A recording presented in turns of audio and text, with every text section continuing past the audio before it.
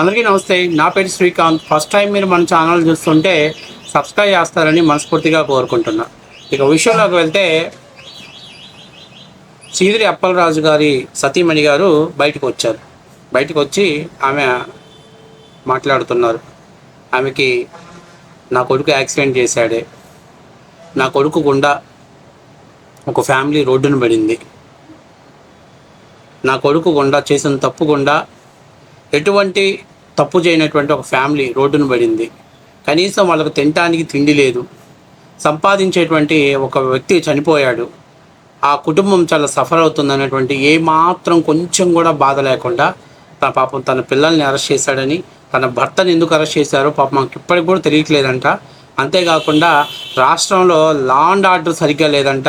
అలాగే high profiles సంబంధించినటువంటి వ్యక్తుల్ని అరెస్ట్ చేస్తే ఇలాగే అరెస్ట్ చేస్తారా, ఇలాగే వాళ్ళతో ట్రీట్ చేస్తారా అని చెప్పేసి పాపం అక్క కన్నీటి పర్యాంతం అవుతూ తన బాధని, తన ఆక్రోశాన్ని వెళ్ళగక్కేసింది. మామూలుగా ఎక్కడైనా సహజంగా భర్త అరెస్ట్ అయితే భార్యకు బాధ ఉంటుంది. కానీ ఇక్కడ తెలుసుకోవాల్సిన విషయం ఏంటంటే, అసలు ఎందుకు అరెస్ట్ అయ్యాడో నా భర్త నాకు తెలియదని ఆమె అమాయకంగా మాట్లాడిస్తాను చూశారు. అది చాలా విచిత్రమైనటువంటి ఆలోచన కలిగే విధంగా మనకుంది. సరే, ఒకసారి మన అక్క చేత తాడేపల్లి ప్యాలెస్ నుంచి స్క్రిప్ట్ వచ్చిందో ఏమో కానీ మన అక్క ఆస్కార్ లెవెల్లో పర్ఫార్మెన్స్ని ఇరగొట్టేసింది. ఆమె ఒక సలహా చేస్తుంది. ఏ సలహా ఇస్తుందంటే, యాక్సిడెంట్లు అనేవి సహజంగానే జరుగుతుంటాయి, దానికి ప్రభుత్వం బాధ్యత వహించాలి. ఎవరైతే యాక్సిడెంటల్ చేస్తారో వాళ్ళందరికీ కూడా ప్రభుత్వం, అంటే యాక్సిడెంటల్ వాళ్ళు చనిపోయినటువంటి కుటుంబాలకు ప్రభుత్వం 10 లక్షల ఎక్స్గ్రేషియా అందించి వాళ్ళ పిల్లల చదువులు అందించాలి. కానీ యాక్సిడెంట్ చేసినోడు మాత్రం ఏం చేయకూడదంట. కొత్తగా ఇలాంటిది వస్తే కానీ భారత రాజ్యాంగం లా అండ్ ఆర్డర్ సరిగ్గా ఉంటుందంటూ ఒకసారి మన అక్క తెలిసి తెలియనటువంటి మిడిమిడి జ్ఞానంతో మాట్లాడుతుంది. ఒకసారి అక్క మాట్లాడిన తర్వాత ఆ వీడియోకి మనం ఫుల్ ఫ్లడ్జ్డ్గా ఒకసారి మనం దాని మీద చేద్దాం వీడియో.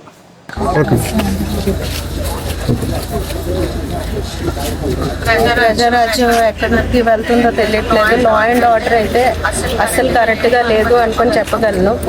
అది పెద్ద పెద్ద ప్రొఫైల్ కేసెస్ ఇలాగే నడుపుతారా అనే దాని మీద అసలు ప్రజలు భయపడేటట్టుగా చేస్తున్నారు. ఇదంతా మెయిన్ సార్కి దేనికి తీసుకెళ్లారు, ఏం అరెస్ట్ చేశారు అనేది ఇప్పటి వరకు కూడా బయటకి ఏం చెప్పలేదు. లోపల తీసుకొని వెళ్ళారు. మార్నింగ్కి కూడాను ఉంచుతారని చెప్తున్నారు. బాబాని తీసుకెళ్ళిన రోజు నుంచి కూడా సార్కి అలాగే బ్యాండ్గా పోలీసు వాళ్ళు అలాగా వెనకట్లో వస్తూనే ఉన్నారు.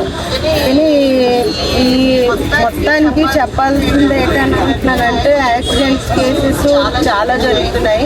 ప్రతి ఒక్క దాని మీద కూడాను మీరు చర్యలు తీసుకొని ఎలాగా అందరికీ తీసుకొని వచ్చేసి ఎక్స్గ్రేషన్ కింద 10 లక్షలు ఇస్తున్నారు. ప్రతి యాక్సిడెంట్ కేసు దగ్గరికి మీరు వెళ్ళేసి వాళ్ళందరినీ కూడా తీసుకొని ఆ పేద కుటుంబాన్ని కూడా మీ అందరూ కూడా కాపాడుకోవాలని చెప్పుకోవాలి.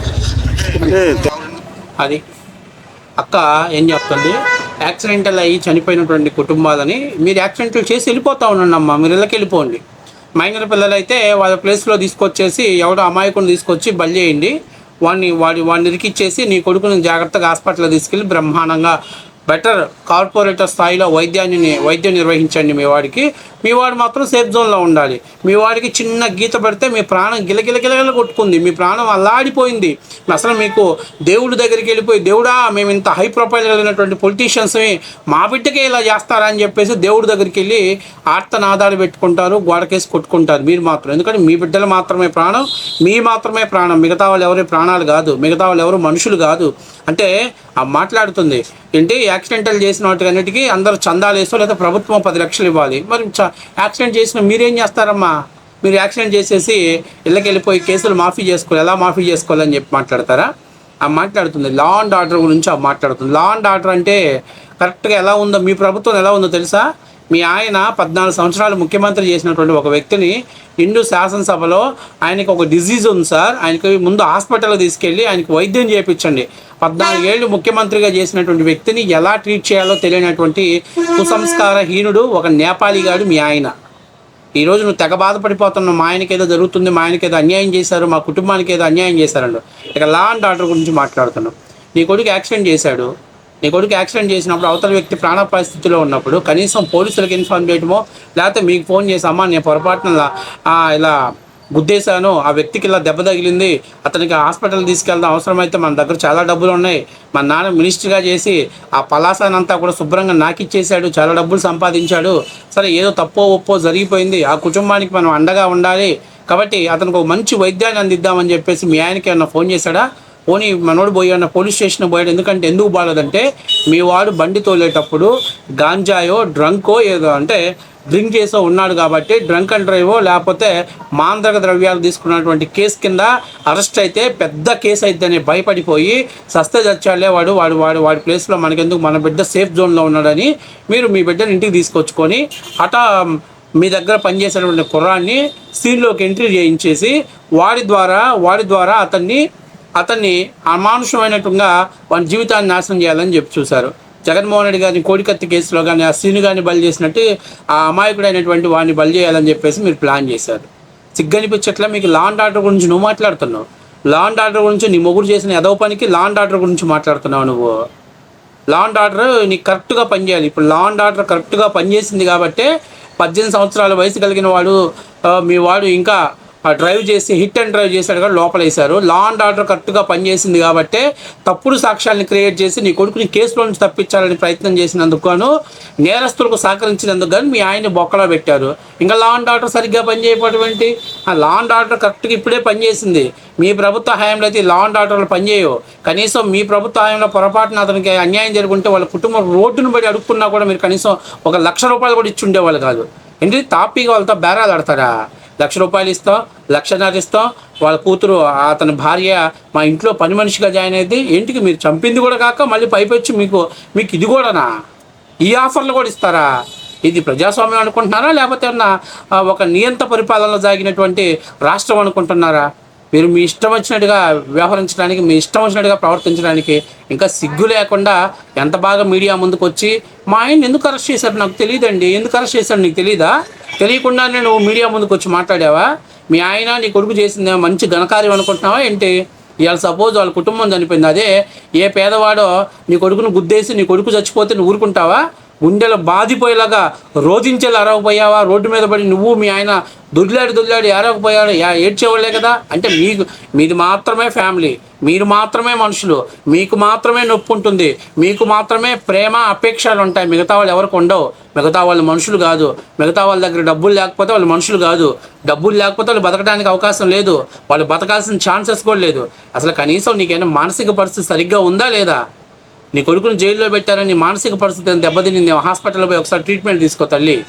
హై ప్రొఫైల్స్లో ఇలాగే ట్రీట్ చేస్తారా? హై ప్రొఫైల్స్లో అంటే నాకు అర్థం కావట్లేదు. ఏంటి మీ ఆయన ఏమన్నా రాష్ట్రపతి చేసి వచ్చాడా దేశానికి ఏమన్నా, లేకపోతే మీ ఆయన ఏమన్నా రాష్ట్రానికి గవర్నర్ పదవి చేసి వచ్చాడా?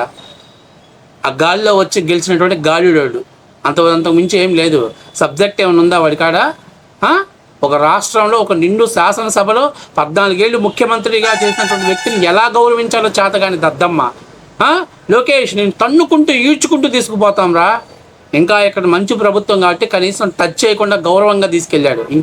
ఇంకా ఇదే జగన్మోహన్ రెడ్డి గారి ప్రభుత్వం అయితే జుట్టు పట్టుకొని మెడ పట్టుకొని ఈడ్చుకొని బయటికి తీసుకుపోయేవాళ్ళు. అది గుర్తుపెట్టుకో. మీకు ఇంకా మర్యాద ఇచ్చి ప్రజాప్రతినిధి గౌరవం ఇచ్చాడు. మీరు తప్పు చేశాడు నీ కొడుకు, ఆ తప్పుకి మీరు బయటికి రాకముందు దాన్ని కాంప్రమైజ్ చేసుకొని సెటిల్మెంట్ చేసుకోవాలి. కానీ మీరేం చేశారు? ముష్టి ఇచ్చినట్టు ₹1,00,000 ఇస్తాం, ₹1,50,000 ఇస్తాం, మా ఇంట్లో పని మనిషికి రండి. మా ₹1,00,000కే మనిషి ప్రాణాలు వస్తాయా? అంటే ఆ పేదవాడైతే వాడి ప్రాణం ఖరీదు అంతేనా మీరు కట్టేది? అంతేనా మీరు చేసేది? నువ్వేమో రూపాయి డబ్బులు తీయవు, కానీ రాష్ట్ర ప్రజలందరిలా ఇలాంటి వాళ్ళందరూ యాక్సిడెంట్లు చేసుకుంటా పోతే చందాలు వేసుకొని వాళ్ళ కుటుంబాలను ఆదుకోవాలి. మీరు మాత్రం హ్యాపీగా ఇళ్లలో కూర్చొని అరెస్ట్ చేయడానికి వస్తే రాష్ట్రంలో లా అండ్ ఆర్డర్ సరిగ్గా లేదు, రాష్ట్రంలో ప్రజాస్వామ్యం సరిగ్గా లేదు, హై ప్రొఫైల్తో ఇలాగే ట్రీట్ చేస్తారా? హై ప్రొఫైల్ అయితే కొమ్ములు వచ్చాయా? దేశ ప్రధానమంత్రి అయినా లా అండ్ ఆర్డర్ ముందు సమానమే. ఫస్ట్ ఆఫ్ ఆల్ అది తెలుసుకో. నువ్వు చదువుకున్నావో లేక చదువుకోకుండా చదువులేనటువంటి మహిళ నాకు తెలియదు, కానీ ఫస్ట్ ఆఫ్ ఆల్ మీ ఆయన్ని ఎందుకు అరెస్ట్ చేశారంటే దాన్ని క్లియర్గా చెప్తున్నా విను. నీ కొడుకు పొరపాటున గుద్ది అతను ప్రాణాపాయ స్థితిలో ఉంటే అతన్ని వదిలేసి వచ్చినందుకు నీ కొడుకుని అరెస్ట్ చేశారు. ఒకటి. రెండవది తప్పు చేసిన కొడుకుని మందలించి పోలీస్ స్టేషన్లో అప్పచెప్పాల్సిన వాడు అతని ప్లేసులో ఇంకొక అతన్ని పంపించి సాక్ష్యాధారాలను తారుమారు చేసి ముద్దాయిని కేసులోంచి తప్పించినందుకు గాను, అంటే నేరస్తుడికి సహకరించినందుకు గాను నీ భర్తను అరెస్ట్ చేశారు. ఇది రెండు క్లారిటీ ఉన్నాయి. ఇంకా పిచ్చి పిచ్చిగా నాకేం తెలియదు, నేను అమాయకురాలిని, నా భర్తను ఎందుకు అరెస్ట్ చేశారో నాకు తెలియదు, నా భర్త చాలా ఉత్తమ పురుషుడు, నా భర్త చాలా డాష్ డాష్ డాష్ గాడు అని ఆయన డైలాగులు వాడొద్దు. ఇందుకు నీ భర్తను అరెస్ట్ చేశారు. ఇక హై ప్రొఫైల్ అయినా, లో ప్రొఫైల్ అయినా, మీడియం ప్రొఫైల్ అయినా తప్పు చేసిన వాడు ఎవరైనా తప్పుకు తల వంచాల్సిందే. నువ్వు ఈరోజు ఇంత బాధపడుతున్నావు, ఏదో పొరపాటున ఆ దానయ్య లాంటి వాడు ఏదో బైక్ కొనుక్కొని మీ ఆయన్నో లేకపోతే మీ కొడుకునో బుద్ధి చనిపోతే ఆ రోజు నువ్వు అడగవా? లా అండ్ ఆర్డర్ గురించి మాట్లాడవా? అప్పుడు అడుగుతావు. రోడ్డు మీదకి వచ్చి రోధించి రాష్ట్రంలో కూటమి ప్రభుత్వమే నా కొడుకుని చంపేసింది, కూటమి ప్రభుత్వమే నా కొడుకుని పొట్టను పెట్టుకుంది, కాబట్టి కూటమి ప్రభుత్వమే నాకు న్యాయం చేయాలని రోడ్డు మీదకి వచ్చేస్తావే అంటే నీ కుటుంబానికి ఏమైనా జరిగితే మాత్రమే రోడ్డు మీదకి వచ్చి మాట్లాడతావా? గొప్ప తెలియకలదానివమ్మ. మేము 10 లక్షలు అంటే చందాలు వేసి ఇవ్వాలంట. ఈయన కొడుకు వీళ్ళు తాగి రోడ్డు మీద కనిపించిన వాళ్ళందరినీ గుద్దుకుంటూ వెళ్ళిపోతారు. అసలు కనీసం సిగ్గు అనిపించట్లేదు మీకు ఆ స్క్రిప్ట్ రాసిన సన్నాసుల కన్నా సిగ్గు అనిపించట్లేదా? అంత క్లియర్ కట్గా అతను నేరస్తులకు సహకరించినందుకు అతన్ని అరెస్ట్ చేస్తున్నామని పోలీసులు చెప్పిన తర్వాత కూడా ఎందుకు అరెస్ట్ చేశారో, ఎందుకు ఉంచారో మాకు తెలియదని చెప్పడం హాస్యాస్పదంగా ఉంటుంది, సిగ్గు అనిపిస్తుంది. కనీసం ఆత్మవిమర్శ చేసుకోవాలి. ఆ దానయ్య కుటుంబం ప్లేస్లో మీరుంటే ఎలా రియాక్ట్ అవుతారో ఒకసారి ఆత్మవిమర్శ చేసుకోండి. ఇప్పటికైనా కుటుంబానికి కనీసం కాంపన్సేషన్ ఇస్తాం, నష్టపరిహారం ఇస్తాం, కేసు రాజీ చేసుకోండి. తప్పు జరిగింది, నా కొడుకు నా పిల్లాడు తప్పు చేశారు అని ఏమన్నా మీరు చెప్పుకోగలిగారా? లేదు. బలుపు పేదవాడేగా చేయింది. ఏమవుతుంది? మా ఆయన ఒక 2 నెలలు ఉంటాడు, స్టేషన్ బెయిల్ తీసుకొని బయటకు వస్తాడు. నా కొడుకు 2 నెలలు ఉంటాడు, స్టేషన్ బెయిల్ తీసుకొని బయటకు వస్తాడు. ₹1,00,00,000 కోసం మా ఆయన ఎన్ని చెప్పులు నాకిండు, ఎన్ని బూట్లు నాకిండు, ఎన్ని లంగా పనులు చేశాడు మా ఆయన ₹1,00,00,000 కోసం. ఆ డబ్బులు పోతే మళ్ళీ తిరిగి వస్తాయా? మాకు అనేటువంటి ధీమాలో ఉన్నారు మీరు, అనేటువంటి ఆలోచనలో ఉన్నారు మీరు. కాబట్టి ఇక్కడ చాలా ముఖ్యమైన విషయం గుర్తుపెట్టుకోవాల్సింది ఏంటంటే, మీ ఆయన ఏం అమాయకుడు కాదు, శుద్ధపోసేం కాదు, ఏమీ తెలియనటువంటి ఏం కాదు. నీ కొడుకు 18 ఏళ్ళు వచ్చినా ఆ డ్రైవ్ చేయటం అనేది తప్పు. అంతేకాకుండా ఈ కేసులు ఇంకా గట్టిగా మాట్లాడితే చిన్నపిల్లలకు బండి ఇచ్చినందుకు నిన్ను కూడా తీసుకెళ్ళి లోపల పడేసిన ఆశ్చర్యపోవాల్సిన పనిలే. దరిద్రం పోయింది. మొత్తం ఫ్యామిలీ అంతా అక్కడ కూర్చొని కాలక్షేపం చేసుకుంటా హరికథలు లేకపోతే సీదిరి అప్పలరాజు కథలు అని చెప్పేసి ఒక పుస్తకం పెట్టి రాసుకోవచ్చు. కాబట్టి అమ్మా, ఇంత అమాయకంగా యాక్ట్ చేయాల్సిన అవసరమే లేదు. గత 5 ఏళ్ళు అధికారంలో ఉన్నప్పుడు మీ ఆయన బాగానే ఎగిరిపడ్డాడు, నోటికి అద్దు వాపు లేకుండా మాట్లాడాడు. ఇవాళ కర్మగాలి నీ కొడుకు చేసిన తప్పుని కవర్ చేస్తూ అడ్డంగా దొరికిపోయాడు. గతంలో అవినీతి మీద అరెస్ట్ చేస్తే ఒకవేళ మా ఆయన శ్రీరామచంద్రుడు సచివోల్డ్ అనొచ్చు, కానీ ఇక్కడ సాక్ష్యాధారాలు సిసి ఫుటేజ్లో క్లియర్గా కనిపించిన తర్వాత కూడా మా ఆయన అమాయకుడు, మాకేం తెలియదు అని చెప్పి మాట్లాడితే మాత్రం నిజంగానే ఈ అమాయకత్వం అనే పదవికి మాత్రం ఇక వైసీపీ వాళ్ళు సూటబుల్ అవుతారనేటువంటి దాన్ని మనం అర్థం చేసుకోవాలి. కాబట్టి ఏమీ తెలియనటువంటి శుద్ధపోసేం కాదమ్మా మీ ఆయన.